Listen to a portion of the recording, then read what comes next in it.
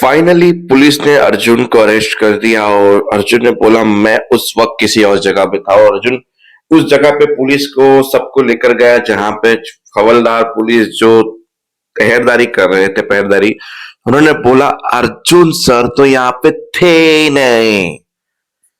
मतलब अर्जुन के साथ एक नहीं डबल गेम होगी। जैसे कि मैंने कल बोला था कि वो गोला बारूद भी चोरी हो जाएंगे, वो लड़की भी प्लान में शामिल थी, सब कुछ एक मौके के अनुसार हुआ है। अर्जुन को एक बहुत बुरी तरह से फंसाया गया है।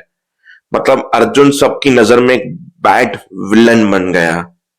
हकीकत में विलन आदित्य था। मतलब ये सुन के मुझे बहुत अफसोस हो रहा है कि आदित्य जीत रहा है। वाह, हीरो हार रहा है, विलन जीत रहा है। कहानी पे कंटिन्यू करते हैं। बारात आने के बाद बारात अंदर आई। मोंटी बैठा।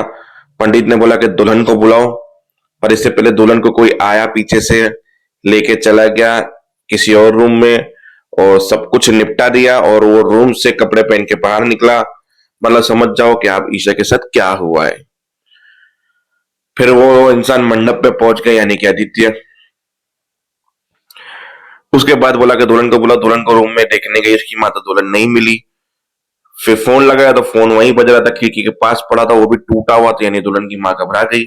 दुल्हन की माँ नीचे आई, बोला कि ईशा नहीं मिली। बोला आप दूसरे रूम में चेक कीजिए, हर रूम में चेक कीजिए। सब लोग हर रूम में चेक करने गए, ईशा नहीं मिली। बोला इसका मोबाइल मिला है, वो भी टूटा हुआ। इससे ये साबित होता है कि ईशा किसी मुसीबत में है और बहुत बड़ी मुसीबत में है। तो बोला हमें टाइम वेस्ट नहीं करना चाहिए। संकेत तो यही है। फिर एक दरवाजे से वो भी मिला, पीछे के दरवाजे से महिमा ढूंढ के कि ये मिला है क्लिप। मतलब कोई पीछे के दरवाजे से लेके गया, क्योंकि आगे के दरवाजे से हम भारत थी। मतलब किसी ने भी ईशा को उठा के लेके गया था, जो वो पीछे से लेके गया था। अब तो पुलिस के पास जाना ही चाहिए कि हमारे पास दो प्रूफ है, एक मोबाइल टूटा हुआ है कि ये। अब ये पुलिस के पास जाए उससे पहले ईशा ही वहां पे आ गई। ईशा आते साथ बेहोश हो गई।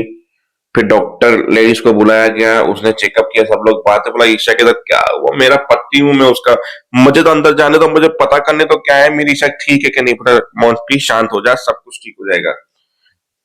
डॉक्टर बारी बोला देखो इसकी हालत और कंडीशन देखने के बाद मैं 100% श्योर हूं कि ईशा के साथ जबरदस्ती हुई है। फिर भी तसल्ली के लिए आप मेडिकल रिपोर्ट करवा सकते हो जिससे साबित हो सकता है। और ये पुलिस केस है तो प्लीज आप पुलिस को इन्फॉर्म कर दीजिए इस चीज के बारे में। सब लोग वहां पे टूट गए, उसकी माँ टूट गई, उसका बाप टूट गया कि मेरी बेटी के साथ ऐसा हो गया, ये वो। फिर जगदीश भाई साहब ने आकर संभाला, फिर आप अपने आप को संभालिए, अब हमें हिम्मत देनी है। अभी हमें ईशा को हॉस्पिटल ले जाना है, उससे अच्छी से अच्छी ट्रीटमेंट देनी है।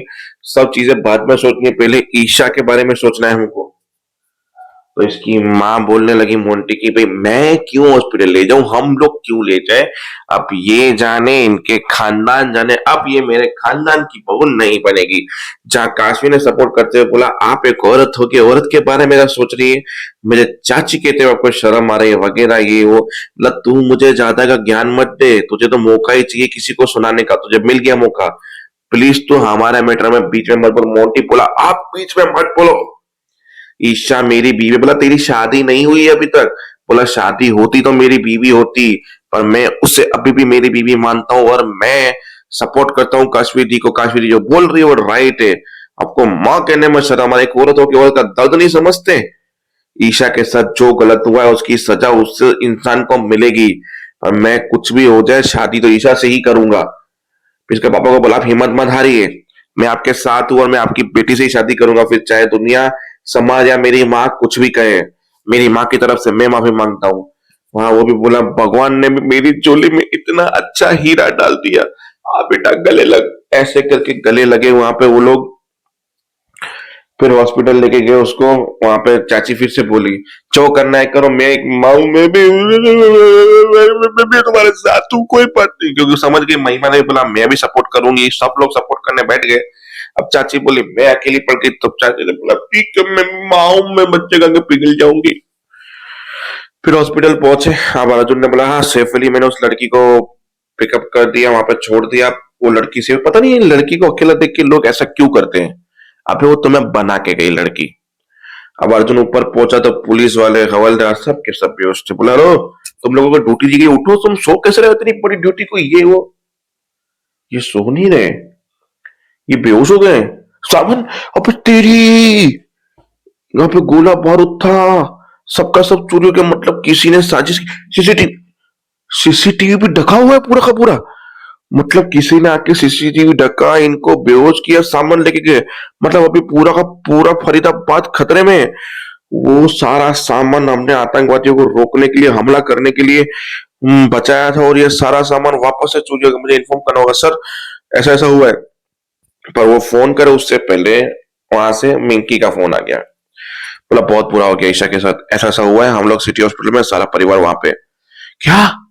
मैं अब भी पहुंचता हूँ वहां पे। वो वहां पे पहुंचा, फिर ईशा के बाद हम लोग अंदर गए। बोला, देखो हिम्मत रखो।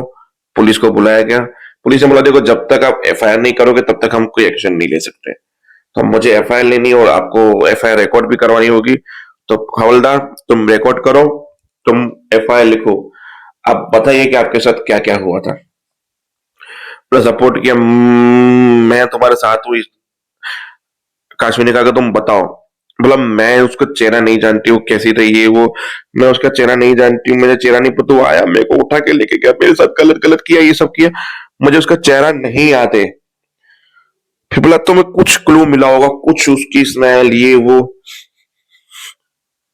हाँ हाँ हाँ, याद आ गई, याद आ गई, वो यही है, यही है, यही है, उसकी स्मेल मुझे महसूस हो रही है, वो यही है, वो यही है। बोला, ईशा तुम घबराओ मत, तुमने क्या बोला, वो यही है। तो प्लीज घबराने की जरूरत नहीं, बताओ वो कौन है।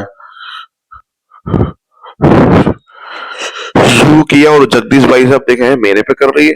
फिर जगदीश भाई साहब पीछे देखा तो अरे अर्जुन। फिर अर्जुन भी सोचा, नहीं नहीं पीछे को। अर्जुन भी शो हो गया है मेरे ऊपर। यीशु, मैं नहीं कर सकता तुम्हारे साथ ऐसा। तो बोलो, दूर हटाओ उसको, काशी इसको दूर भगाओ, दूर भगाओ, भगाओ, दूर भगाओ, उसकी स्मेल, इसकी वही वही वही परफ्यूम, वही। बोला, परफ्यूम कॉमन भी हो सकती है, जरूरी नहीं है इसने जो परफ्यूम नहीं। फिर ईशा ने हाथ खोल के बटन दिखाया।